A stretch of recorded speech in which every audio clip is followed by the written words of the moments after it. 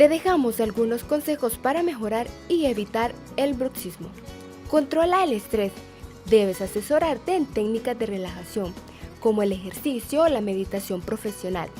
En el caso de los más pequeños, si sufren de bruxismo nocturno, intenta relajarlos con un baño caliente antes de acostarlos y leyéndoles su cuento favorito. Puedes utilizar una férula. Este es un aparato removible elaborado habitualmente con resina de acrílico duro.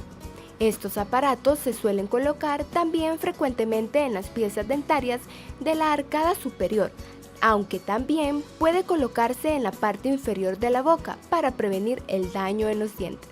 Consulta con tu ortodoncista para corregir los dientes mal alineados. Esto puede ayudarte a reducir el bruxismo si está relacionado con este problema.